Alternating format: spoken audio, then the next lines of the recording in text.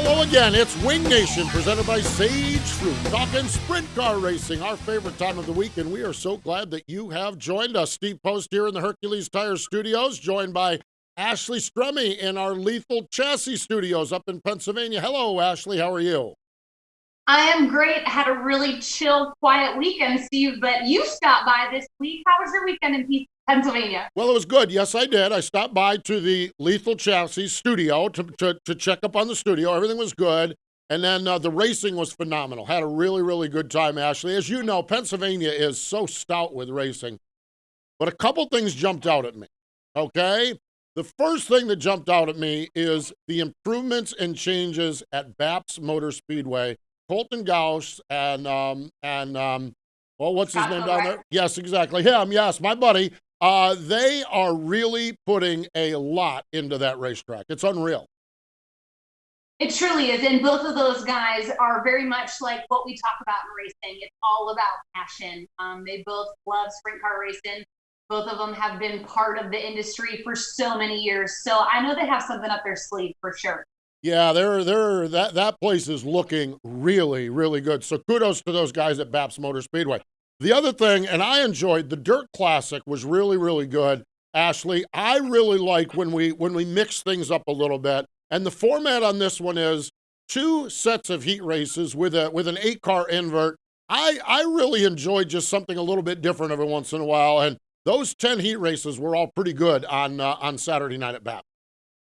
It's true. The Dirt Classic has been like this for years now, and obviously the fans love it and the drivers love it. Everybody supports it. It's just a great event. Yeah, kudos to Justin Peck getting the win, and kudos to Jared Adams. He is Casey Kane's brother-in-law. They're the ones that started the Dirt Classic, and to keep that format going was really, really good. Now, speaking of Justin Peck, it was the Flow Racing All-Star Circuit of Champions, the Dirt Classic, Zeb Wise and Justin Peck mixing it up. It is Blake Anderson with Flow Racing. And now for the Drydene Defying Move of the Week, where one driver simply amazes us with their on-track moves. Peck changes lines and goes down to the middle. Wise has a monster run. Zeb Wise takes the lead back once more. Peck leads the lap. Wise slides in front of him. Justin Peck off the bottom. He'll lead down the backstretch. That death-defying move was brought to you by Drydene Diesel All Def, the official DEF of the World of Outlaws and wheelmen everywhere. Visit drydene.com for more information.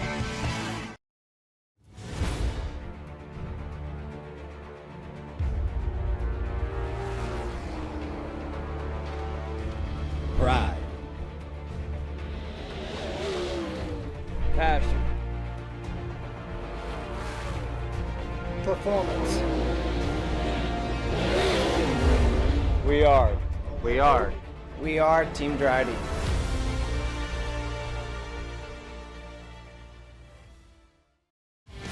Wing Nation, presented by Sage Fruit, continuing on. So glad you joined us. I am in the Hercules Tire Studios. Ashley is up in Pennsylvania. And joining us on the Hercules Tire Hotline is All-Star Circuit of Champions driver Hunter Schurenberg. 100% joins us. Hello, Hunter. Welcome into Wing Nation. Hey, how's it going? Thanks for having me. Doing really, really good.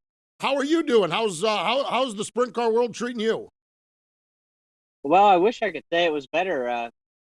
We're actually probably coming off the worst 2-weekend stretch I've had in a sprint car in quite a while. But it's just racing. After you've done it for a little while, you try to just put it away and not worry about it and move on to the next one. So could be better, but it could be worse. The rest of our season's not been too bad, so we just gotta kind of take the good with the bad and move on to the next one.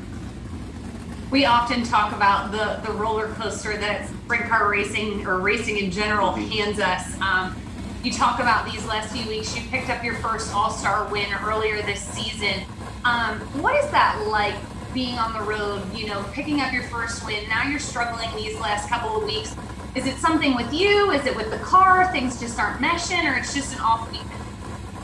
I think sometimes it can be both. I think a lot of this year we've just struggled trying to get qualified and find an engine package that works good for me. And then a lot of it is just, it's our first season out on the road doing the All-Star deal. I hadn't spent a lot of time in Pennsylvania before this season, and I haven't ran this many races in one season probably since I ran USAC for a championship in 2012 or 13. So yeah, just an adjustment all around. I would say though, weekends like the past 2 weekends, I would say we had some motor trouble. We blew an engine one night. We blew a tire one night running inside the top 10. And then one night I just made some bad decisions on the race car at the Husky, and we just weren't any good. And I'd fully take the blame for that one. So, and then at Lincoln, the very last night we were there, I wadded the car up in turn 3, just got in the corner a little bit too hard trying to race too early and made a mistake. So it can be any of it. It can be me as a driver. It can be me as a crew chief sometimes setting up the race car. At the end of the day, I've got the final call on what we do with the car. So if I'm wrong, it's still on me. So it's just part of it. But like I say, you're going to have off nights. That's kind of what I attribute it to, is just I was just off. Uh, that's just part of it. Hunter, when you started this season, though, we've talked about some of the off nights, but I'm looking at the points, and this year with the All Stars has been really, really tough. But yet you're sitting third in points. Ashley mentioned you got your first win. While there are some rough outings, you guys have strung together some pretty good races too over the course of the season. Though, what were your expectations? And if we'd have told you at the beginning of the year third in points, what would your thoughts on that be? Well, Tony Vermeer and I actually wrote out our goals for this year, just going into this first season, and I'm big on writing them down and just trying to achieve what you put on paper. And I think we're kind of on par with my expectations. My expectations were the podium with the points for this year. But I think I had on paper that I wanted 4 race wins. So in order to achieve that, I'm going to have to win the rest of the races we have left. So no, it's been good. I'm happy that we're on the podium in points, at least for right now. We should be in good shape to stay there, as long as we don't finish out as rough as we did the last 2 weeks. We should be okay. But I would have liked to have maybe hung a few more wins on the board, but our consistency has been there. We've learned some things from our off nights, just going to places that I haven't been before. That I'll look forward to going to those places next year, having already been there. So yeah, I'm happy with it. As a competitor, you're never fully satisfied, um, but again, really can't complain with some of the results that we've had. Hunter, you mentioned the last time you were on the road was about 2012 when you were with USAC. What has made you, I mean, the opportunity to go back on the road this year to take that and really manifest what you have so far? How did this all really kind of come about?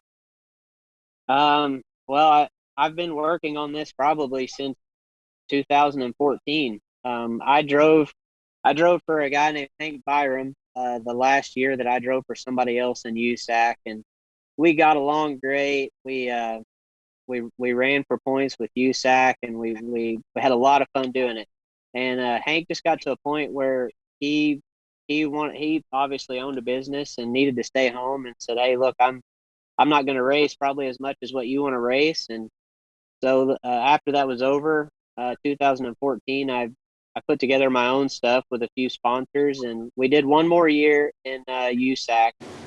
And but that was always my goal when I started my own stuff. Was I knew, having been a USAC guy for 10 years, nobody was going to hire me to be a wing guy right out of the chute. I kind of had to start over and prove myself again. So around 2015, I started kind of doing a little bit of both, with the goal of trying to transition back into wing sprint cars full time. And again, I'd kind of written those short and long term goals down, and it was tough. It was very humbling to basically in 14 and 15 there go back to trying to wing sprint car race and just basically get your butt kicked for a little while, just trying to start over and learn how to drive the wing car again, along with setting it up and trying to do most of that stuff on your own. I had a couple years there where I even rebuilt the motors myself, just to kind of move the budget along a little bit further. So this has been doing what I did this year has been a goal for 5 or 6 years. It's just taken a long time to get there. Long time to get there, but results are looking good with right now podium finish on the points as long as things continue where they are. Hunter, hang in there. Everyone else stick around. We've got more with Hunter Schurenberg in just a moment. Hey Ashley, what are you up to? Oh, I just stopped by to grab some sage fruit apples. Now I just have to decide which ones. You can never go wrong with a Honey Crisp. They're light, crisp, and full of perfectly balanced flavor. Oh, hey. You could always go with one of their classics, the Gala or Fuji. They're both sweet and juicy. Grown in the heart of Eastern Washington, Sage Fruit Company works hard on the farm and with their retail partners to provide high-quality apples and pears to consumers all year long. Well, I couldn't decide which ones. Thanks for the help, guys. I'll race you to checkout. Wing Nation presented by Sage Fruit. We are talking on the Hercules Tire Hotline to Hunter Schurenberg, who joins us via a Zoom call. And Hunter, you and I had a chance to chat up at Lincoln Speedway just a little bit. And off track, you actually run a garage that restores vehicles. Tell me a little bit about that garage and restoring cars and how that came about. Yeah, we started, or I started fooling with classic cars and trucks probably about the same time that I started doing my own race team again, or had my own cars. Obviously when we started doing that, we weren't really racing enough to make a living. I needed to do something else, and I'd bought and sold a couple trucks in the past, and it was always just into old vehicles, and so I kind of started doing that too, and it really was just going to be a side thing at first, just something to do to make a little extra money. And, here we are 5 or 6 years later, and it's really snowballed into something that I probably could do full time if I actually had the time to do it. But, we don't do a lot of restoration stuff. We'll just do light restorations. A LS swaps are really popular right now. Or we'll find something that I like, all original Survivor stuff. If I can find something that's a Survivor piece and drop it on the ground, put a nice set of wheels on it, and maybe do an LS swap or something that we think would make it cool. We'll put our own little thing on it. But full restorations are tough. I get asked to do it a lot, but with racing as much as we do, I just don't have time to take on full restoration. But definitely, it's been something that's developed into just a whole new passion for me. And have enjoyed doing it quite a bit these last 5 or 6 years. Have got to own some really cool stuff doing it. I have to admit, I kind of stalked your Instagram page and instantly fell in love with the C10, Dark Polly, I believe her name was. Yeah. Where can people find your stuff? Like, do you have a website that people can go see what you have and purchase something? But that truck was absolutely beautiful. Yeah, most of it's all, a lot of what I sell now is just off my Instagram or my Facebook.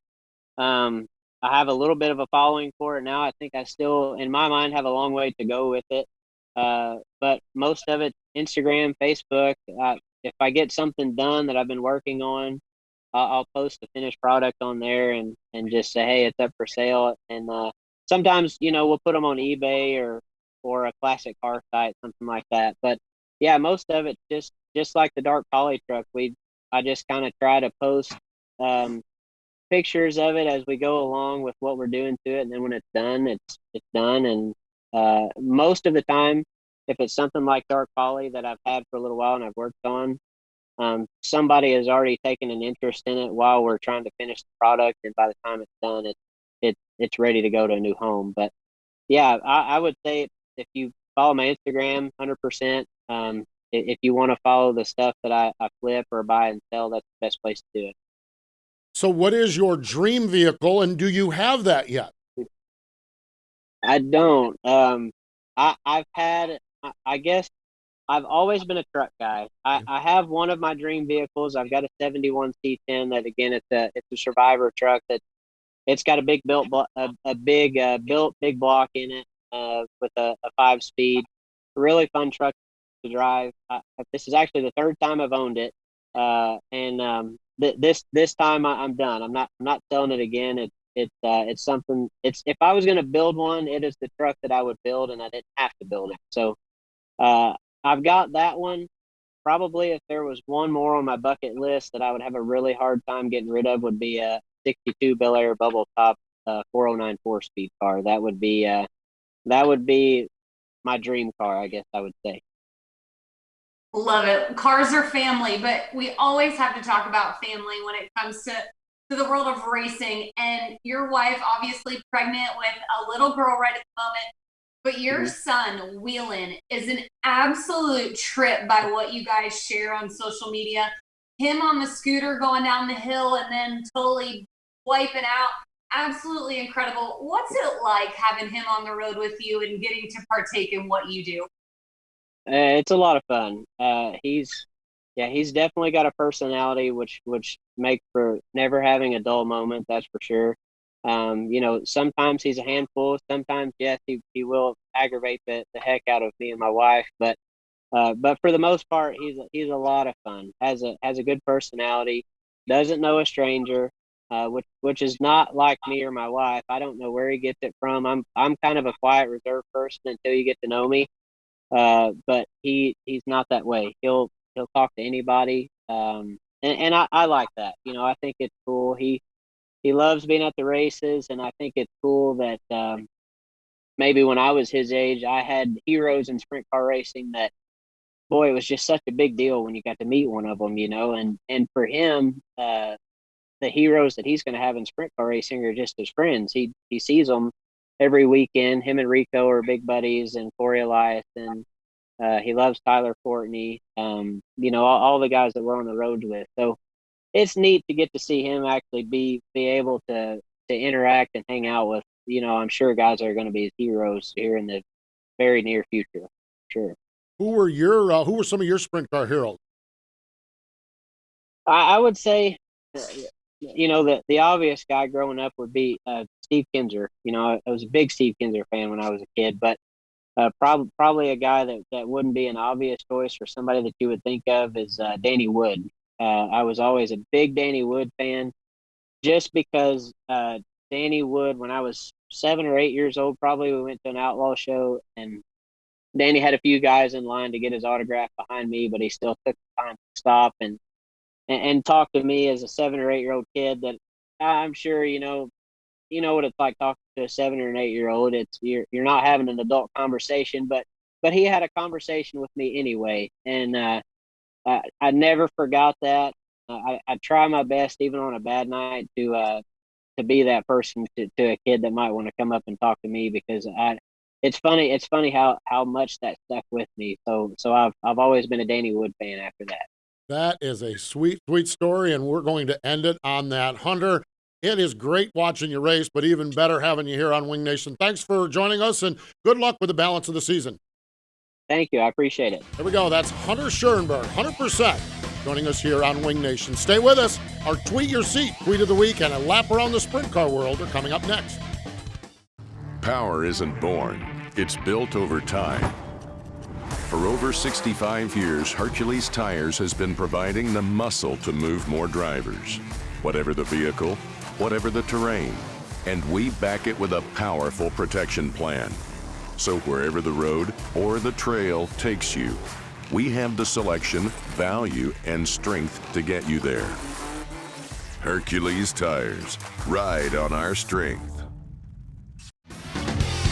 We're back. You're watching Wing Nation presented by Sage Fruit, and it is time for the Tweet Your Seat Tweet of the Week. Well, this one, it stole my heart. It is the whiteout at Penn State. Amanda Furlong tweeted this in. Amanda was also watching sprint car racing, even though she couldn't be at the race. At least she had a good excuse for it. She had fabulous Lincoln Speedway pulled up on her phone there on Flow Racing while she was at Penn State. Hey, let's take a lap around the sprint car world. Turn number 1, a lesson in perseverance. Our good buddy, Greg Wilson. Now, Greg is a 2-time All-Star Circuit of Champions champion with 25 wins. He's an owner and driver, and he's been real honest. It's been a grind putting it all together. In July, he decided to park the family team, but Ashley, Greg wasn't done racing then. No, absolutely not. He joined forces with Sealing Motorsports, that number 97, Andy Potter is his crew chief, and last weekend, Friday, with the Fast Series at Moeller Raceway Park in Ohio, he finally got another one. And then he backed it up Saturday with the Fast Series at Fremont, sweeping the weekend for him. So it's so great to see Greg back in victory lane. He liked it so much Friday, he came back and got a little more on Saturday. I love it, that's for sure. Let's head into turn number 2. And for Carson Macedo, it's a family tradition. Now, the World of Outlaw NOS Energy Drink Sprint Cars, they were at the Tom Tarleton Classic out at Hanford. Now, Carson has a great racing family tree. His grandfather is Robbie Tarleton, who's the brother of Tom Tarleton, okay? His mother and father, they both race. His cousins race. They're the Facintos, Mitchell and Michael Facinto. And Carson, well, he's done a fair amount of racing as well. It's true. He started racing micros at age 15. He finally climbed in his first sprint car, driving for none other than Tom Tarleton. And that California Midwest to the World of Outlaws, he's kind of done it all now. And Saturday night, it was his 15th career World of Outlaw win, his 9th win of the season there at Hanford Speedway, just minutes from his home.